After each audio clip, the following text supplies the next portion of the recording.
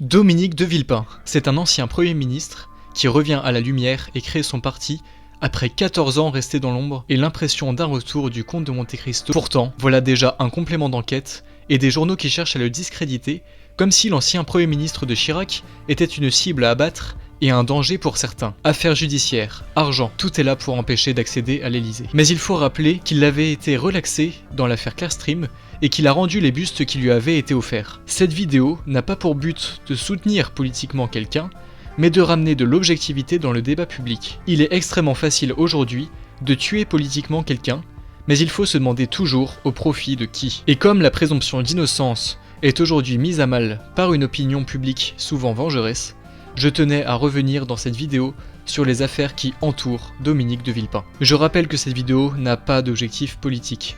Je ne soutiendrai personne sur cette chaîne et pourrai défendre d'autres personnes avec des arguments juridiques si je constate un acharnement de l'opinion publique sur une affaire judiciaire d'un candidat à l'élection présidentielle. C'est pourquoi, avant de revenir sur les accusations, mensongères ou non, contre Dominique de Villepin, notamment dans l'affaire Clearstream, nous allons revenir rapidement sur sa personnalité et son parcours.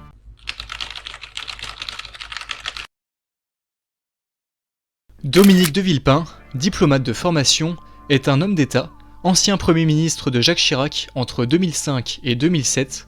Il a également occupé d'autres postes sous Chirac, ministre des Affaires étrangères, de l'Intérieur, etc.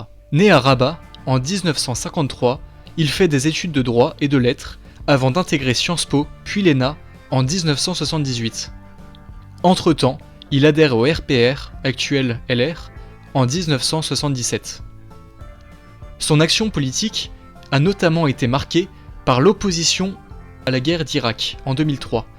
Dominique de Villepin a été applaudi car il a refusé que la France intervienne militairement en Irak malgré la pression américaine. Il a également entrepris la création du contrat première embauche qui a donné lieu à plusieurs semaines de manifestations et une opposition forte de la gauche. Sa carrière a été marquée par une forte rivalité entre Nicolas Sarkozy et lui. Il critiquera l'action présidentielle de son rival et tentera sa première candidature à une élection en lançant son parti République Solidaire. Il ne parvient pas à atteindre les 500 parrainages et disparaît.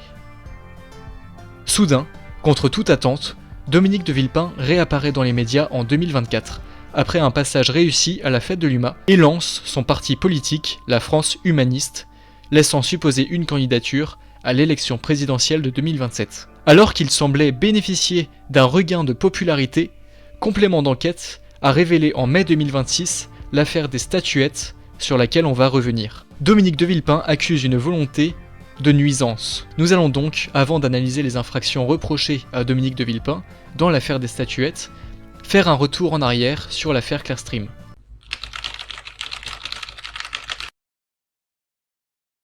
L'affaire Clearstream a profondément marqué la carrière de Dominique de Villepin car elle s'est transformée en affrontement public et judiciaire avec Nicolas Sarkozy. En avril et mai 2006, Dominique de Villepin est mis en cause dans l'affaire Clearstream.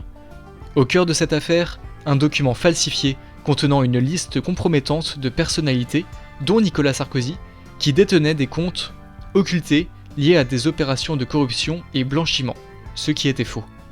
Dominique de Villepin est alors soupçonné d'avoir laissé prospérer une dénonciation fausse dont il se serait servi pour affaiblir son rival Nicolas Sarkozy.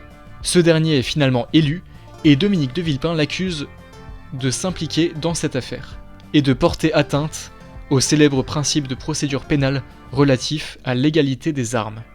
Après une perquisition en 2007, il est mis en examen pour complicité de dénonciation calomnieuse, recel de vol, recel d'abus de confiance et complicité d'usage de faux.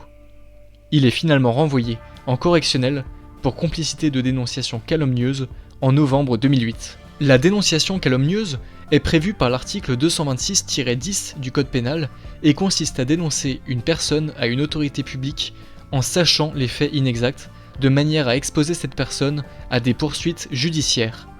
Concrètement, dans l'affaire Clearstream, des listings falsifiés ont été transmis à des juges des noms de personnalités dont Nicolas Sarkozy y figurait et ces dénonciations pouvaient déclencher des poursuites. L'infraction suppose la connaissance de la fausseté des listings et la volonté de dénoncer malgré la connaissance de la fausseté. L'accusation de complicité reposait sur l'abstention volontaire de Dominique de Villepin. Il aurait, selon le parquet, laissé faire alors qu'il aurait eu connaissance de la fausseté des documents. La peine requise par le parquet était de 18 mois d'emprisonnement avec sursis et 45 000 € d'amende. Le procès s'ouvre le 21 septembre 2009 et Dominique de Villepin déclare d'office que sa présence sur le banc des accusés ne serait due, je cite, « qu'à la volonté d'un homme, par l'acharnement d'un homme, Nicolas Sarkozy, qui est aussi président de la République française. » Et il ajoute qu'il en sortira libre et blanchi au nom du peuple français. En effet, le 28 janvier 2010, Dominique de Villepin est relaxé par le tribunal correctionnel de Paris de tous les chefs d'accusation.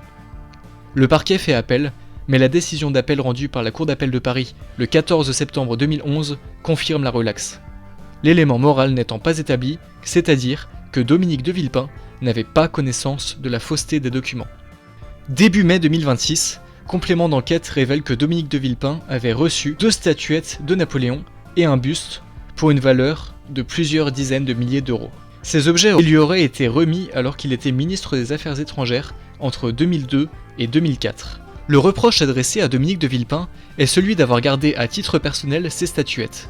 Il les a finalement rendues au Quai d'Orsay en mai 2026. Une enquête préliminaire a été ouverte par le parquet national financier contre Dominique de Villepin, portant principalement sur l'infraction de recel de détournement de fonds publics.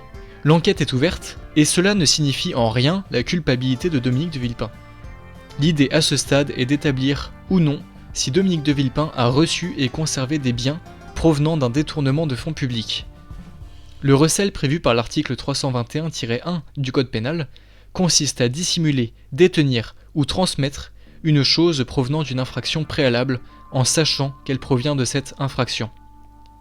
Le détournement de fonds publics, défini à l'article 432-15 du Code pénal, consiste, pour une personne dépositaire de l'autorité publique, en l'espèce un ministre, à utiliser des fonds ou biens publics à des fins étrangères à leur mission. Concrètement, les soupçons portent sur le fait que des fonds publics étrangers auraient servi à acheter des statuettes qui auraient été reçues et conservées par Dominique de Villepin. L'infraction suppose une intention frauduleuse qu'il conviendra de caractériser et de prouver. Dominique de Villepin reconnaît qu'il n'aurait pas dû les accepter, mais conteste toute intention frauduleuse. En cette fin de vidéo, je tiens à insister sur un point fondamental. Dominique de Villepin est présumé innocent, et quelles que soient vos idées politiques et vos choix de candidats, tant qu'un candidat n'est pas condamné, on ne sait rien, nous, communs des mortels, du dossier, ni de la véracité des accusations. Toute défense est bonne à entendre. J'espère que cette vidéo vous a plu. Si c'est le cas, je me pencherai sur les affaires pouvant atteindre d'autres candidats. Et sur ce, je vous dis à très bientôt.